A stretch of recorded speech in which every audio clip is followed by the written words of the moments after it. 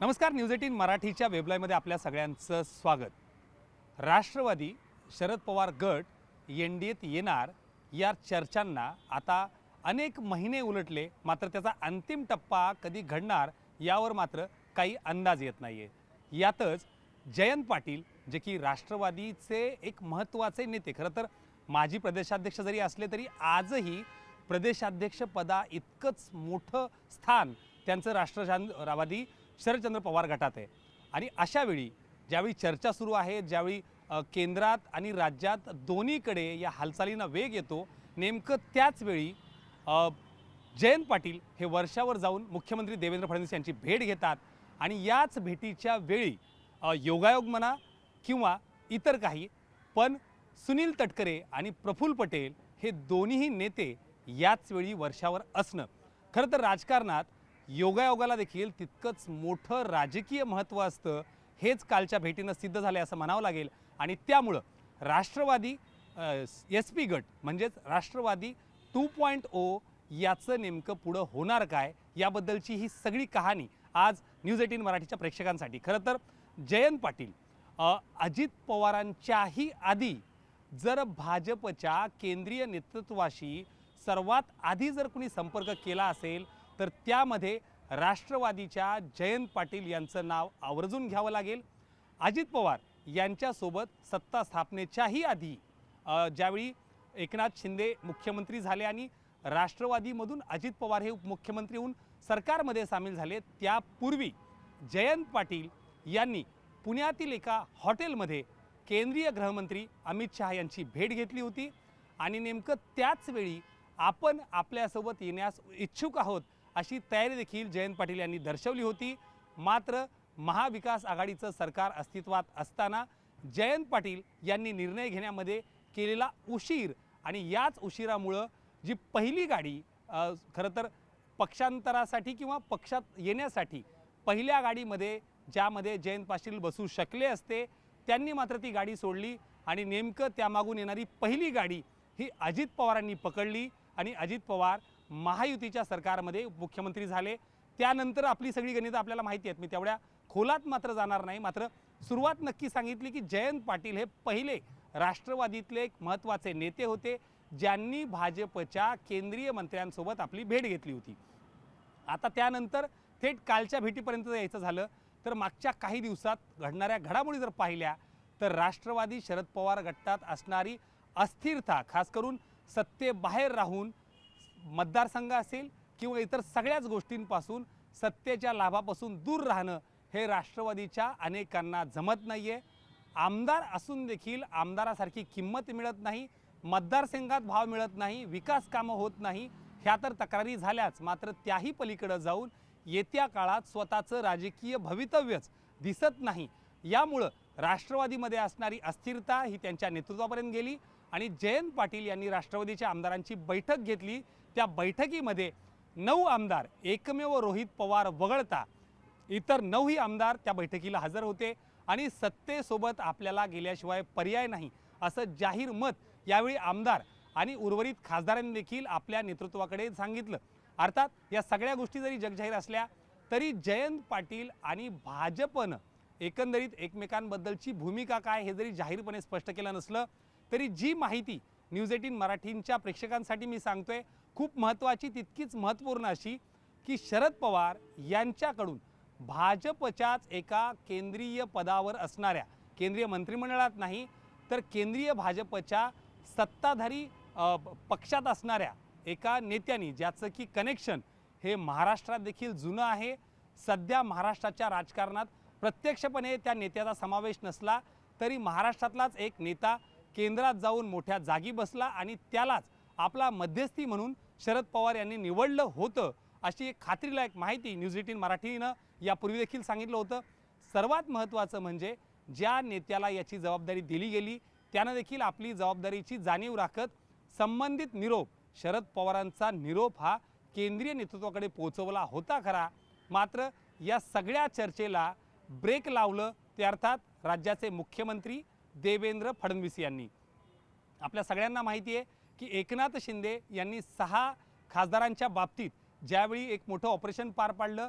उद्धव ठाकरे सेनेचे 6 खासदार शिवसेनेत म्हणजेच एकनाथ शिंदे यांच्या गटात सामील झाले। नेमकं त्याच वेळी भाजपकडून राष्ट्रवादीबाबत नेमकी भूमिका काय हे चाचपडणी केली जात होती। दुसऱ्या बाजूला एकनाथ शिंदे यांच्याकडून देखील राष्ट्रवादीचे खासदार आपल्या स्वतःकडे आणण्याचा प्रस्ताव जो आहे तो केंद्राला दिला गेला होता। मात्र यावर सुनेत्रा पवार यांनी तात्काळ दिल्ली गाठत या बाबतीत कोणती भूमिका घेताना सर्वात आधी राष्ट्रवादीला विचारलं जावं, विश्वासात घेतलं जावं असं सांगत केंद्रीय गृहमंत्री अमित शाह यांची भेट घेतली होती। आणि त्यानंतर मुख्यमंत्री देवेंद्र फडणवीस यांचा दिल्ली दौरा आणि दिल्ली दौऱ्यात केलेलं एक जाणीवपूर्वक तितकंच महत्त्वाचं विधान म्हणजे सध्या राज्यातून महाराष्ट्रातून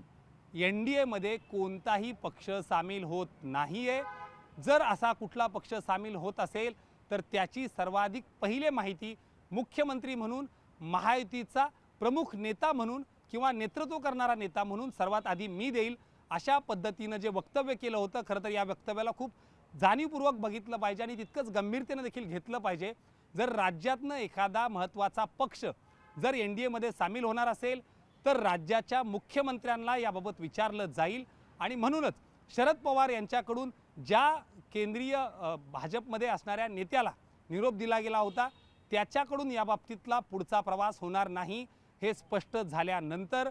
सुप्रिया सुळे आणि जयंत पाटील यांनी हा दुसरा पर्याय निवडला याची देखील राजकीय वर्तुळात जोरदार चर्चा होते। दुसरा आणि अंतिम पर्याय म्हणायला हरकत नाही, कारण मुख्यमंत्री देवेंद्र फडणवीस यांच्या विरोधात जाऊन किंवा यांना बायपास करून NDA मध्ये आपल्याला सामील होता येत नाही याचा अंदाज जवळपास जयंत पाटील असतील किंवा सुप्रिया सुळे असेल किंवा राष्ट्रवादीतल्या जवळपास सर्वांनाच, अगदी खुद्द शरद पवारांना देखील याचा अंदाज आला असावा। आणि म्हणूनच आता जरी जयंत पाटलांकडून वारंवार सांगण्यात आलं असलं की नगराध्यक्षपद जे आहे ते अपात्र केल्यानंतर त्याच्या भेटीसाठी मी आलो होतो वगैरे वगैरे, ह्या सगळ्या गोष्टींची कारणं अनेक आहेत। मात्र राजकारणात योगायोग असाच घडत नाही किंवा राजकारणात घडलेला योगायोग देखील दुर्लक्षित करण्यासारखा नक्कीच कधीच नसतो। आणि याच योगायोगाला कालचं म्हणणं जे आहे ते मान्य करावं लागेल की सुनील तटकरे, प्रफुल्ल पटेल एका राष्ट्रवादीचे दोन प्रमुख नेते ज्यांच्यामध्ये अंतर्गत राष्ट्रवादी विरुद्ध संघर्ष सुरू असताना जे दोन नेते वर्षावर आहेत म्हणजेच मुख्यमंत्र्यांच्या दरबारात आहेत, त्या ठिकाणी राष्ट्रवादी शरद पवार गटाचा एक प्रमुख नेता, खरं तर एकमेव प्रमुख नेता म्हणलं तरी हरकत नाही, कारण जर अशा पद्धतीची कुठली बोलणी जर करायची असेल तर राष्ट्रवादीमध्ये जयंत पाटील वगळता एकही मातब्बर ताकदीचा नेता हा मुख्यमंत्र्यांसमोर बसण्याच्या ताकदीचा नाही। जर अशा पद्धतीची कुठली बोलणी ही पुढे न्यायची असेल किंवा करायची असेल तर एकमेव जयंत पाटील किंवा त्याला लागूनच सुप्रिया सुळे हे दोन ऑप्शन्स त्या ठिकाणी असू शकतात। मात्र जयंत पाटील हे एकटेच काल वर्षावर गेले। ही देखील माहिती न्यूज 18 मराठीच्या प्रेक्षकांसाठी की जयंत पाटील वर्षावर जाण्यापूर्वी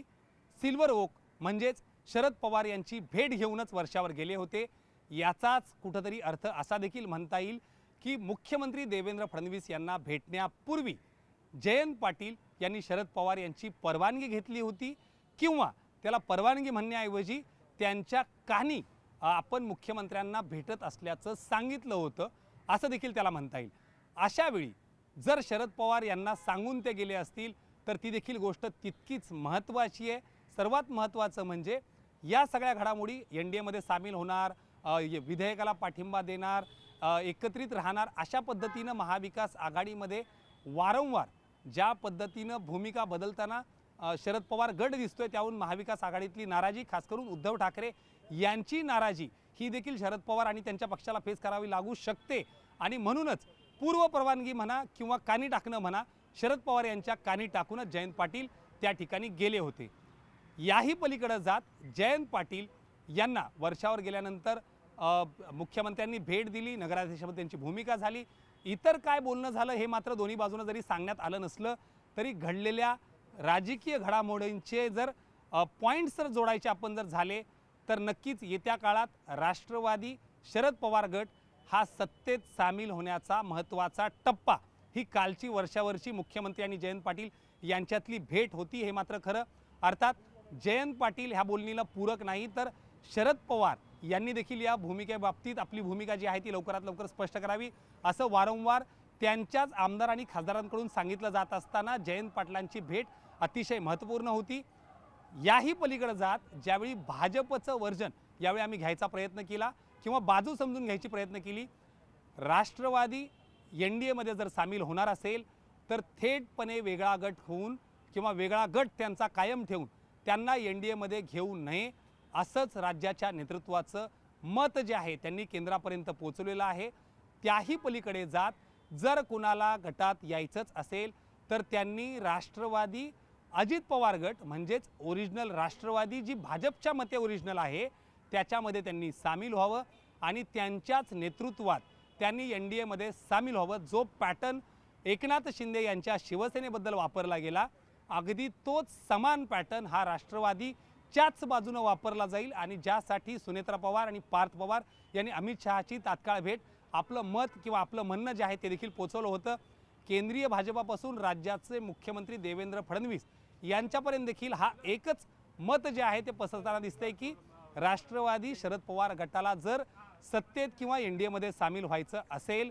तर त्यांनी राष्ट्रवादी अजित पवार गटाशीच जुळवून घ्यावं आणि त्यांच्याच नेतृत्वात NDAत सामील व्हावं। अर्थात या गोष्टीला त्यांची सहमती होत नाहीये। सुनेत्रा पवार यांच्या नेतृत्वात जयंत पाटील किंवा सुप्रिया सुळे यांनी काम करावं तरी कसं हा प्रश्न अद्याप राष्ट्रवादी शरद पवार गटाचा सुटलेला नाही। या उलट इतर आमदार किंवा इतर खासदार यांना कोणाच्याही नेतृत्वात सामील झालं तरी चालेल, मात्र आता सत्तेत गेलं पाहिजे, NDAत गेलं पाहिजे या मताचं मात्र जास्तीत जास्त फोर्स जो आहे तो स्थानिक पातळीवर आमदार आणि खासदारांकडून होतोय। इतर मतांना काय वाटतं माहीत नाही, मात्र एकमेव रोहित पवार वगळता इतर एकही आमदार किंवा खासदार हे मात्र आता NDAच्या विरोधात भूमिका जाहीर भूमिका तर सोडाच, मात्र कोणत्या एक वेळ हे सगळे आमदार आणि खासदार जाहीर पाठिंबा मात्र NDAच्या भूमिकेला घेताना दिसत आहेत, जाहीरपणे वागताना बोलताना दिसत आहेत। आणि याची उदाहरणं जर बघायची झाली तर अगदी सोलापूर विधान परिषदेची निवडणूक असू द्या किंवा इतर झालेल्या ठिकाणी निवडणूक असू द्या, जाहीरपणे एखाद्या भाजपच्या उमेदवाराच्या प्रचारात राष्ट्रवादी शरद पवार गटाचे 1-2 नाही तर तब्बल 4-4 आमदार फिरत होते आणि त्यामुळे त्यांना देखील माहिती आहे त्यांची परिस्थिती काय आहे आणि त्यांचा कंट्रोल त्यांच्या आमदारावर किती राहिला आहे। आणि याला लागूनच जर असं काही होत असेल तर शिवसेनेप्रमाणेच त्यांचे जर खासदार त्यांच्याकडे यायला तयार असतील तर राष्ट्रवादीने ते त्यांच्याकडे घ्यावेत आणि एकसंघ राष्ट्रवादी म्हणजेच राष्ट्रवादीच्या एकीकरणासंदर्भात केंद्राने देखील आपली भूमिका जी आहे ती जाहीर केली आहे। अर्थात जयंत पाटील आणि मुख्यमंत्री देवेंद्र फडणवीस यांचे संबंध जर पाहिले तर नक्कीच एकमेकांना मानणारे ते आहेत, एकमेकांचा सन्मान राखून ते आत्तापर्यंत त्यांचं राजकारण राहिले आणि त्यामुळं जयंत पाटील जरी वर्षावर गेले असले, त्यांना जरी मुख्यमंत्र्यांनी भेट दिली असली तरी देखील इथून पुढं राष्ट्रवादी 2.0 म्हणजेच शिवसेनेप्रमाणेच राष्ट्रवादीचं काही ऑपरेशन पार पडणार असेल तर त्याचा निर्णय मात्र वर्षा दरबारीच होईल। याची जी हार्ड हिटलाईन जी आहे ती वारंवार हायलाईट होताना दिसते आणि त्यामुळं राज्याच्या नेतृत्वात जी काही भूमिका महायुती म्हणून पार पडेल पक्षाचा विचार नक्कीच लक्षात घेतला जाईल, पण मात्र निर्णय ज्यावेळेस व्हायचा असेल त्यावेळी वर्षाला आणि म्हणजेच देवेंद्र फडणवीसांना बायपास करून चालणार नाही। हाच संदेश हाच मेसेज देण्याचा प्रयत्न जो आहे तो इथल्या भाजपपासून केंद्रीय भाजपकडून होतोय आणि त्यामुळं येत्या काळात नेमकं पडद्यामागं काय घडते त्या गोष्टी आपण देतच राहू, मात्र राष्ट्रवादी लवकरात लवकर NDA मध्ये सामील होईल यात मात्र कुठली शंका वाटत नाही। अर्थात याचा निर्णय मात्र केंद्रीय भाजप आणि राज्याची भाजप घेऊनच ठरेल, कारण त्यांचं मत जरी आत्ता लागणार असलं तरी आजची परिस्थिती जर पाहिली तर राष्ट्रवादीचे 8ही खासदार हे पक्षाचा प्रोटोकॉल तरी पाळतील की नाही याची देखील शक्यता आणि ती भीती ही राष्ट्रवादीच्या म्हणजे राष्ट्रवादी शरद पवारच्या नेतृत्वाला आहे आणि त्यामुळं उद्या काउंटिंगची जर सुरुवात झाली आणि एखाद्या विधेयकाला मतं नोंदायची जर वेळ आली तर राष्ट्रवादीचे हे खासदार स्वतःच्याच पक्षाच्या विरोधात मतदान करण्याची भीती देखील आहे आणि त्यामुळं त्यापूर्वी त्याआधी अधिकृतरित्या NDA मध्ये सामील होऊन अधिकृतरित्या मतदान करायचं की तुमच्या विरोधात भूमिका घ्यायला तुम्ही आम्हाला भाग पाडताय अशा पद्धतीने जर सवाल राष्ट्रवादीचे आमदार आणि खासदार विचारत असतील तर मात्र याचा निर्णय लवकरात लवकर कसा करता येईल यासाठी राष्ट्रवादीचं एक म्हणजे स्वतः जयंत पाटील, सुप्रिया सुळे रोहित पवार वगळता इतर सर्वच अगदी खुद्द शरद पवार यांच्या बाजूनं जर देखील बघितलं तर ज्या ठिकाणी विधान भवनामध्ये माजी मुख्यमंत्री एकनाथ शिंदे राहिलेले असताना त्यांच्या कॅबिनमध्ये ज्यावेळी राष्ट्रवादीनं बैठक केली त्यावेळी देखील उद्धव ठाकरे यांना एक सूचक इशारा या निमित्तानं होता।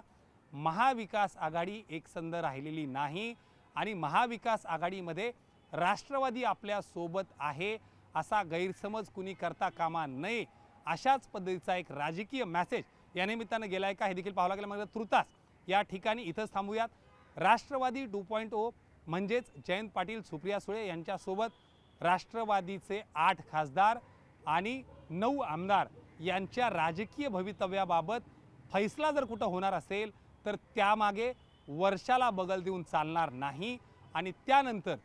जो काही निर्णय होईल तो वर्षा दरबारी त्याचं पहिलं पाऊल पडलं जाईल हे मात्र या सगळ्या भेटीगाठीच्या निमित्तानं निश्चित होताना दिसतंय।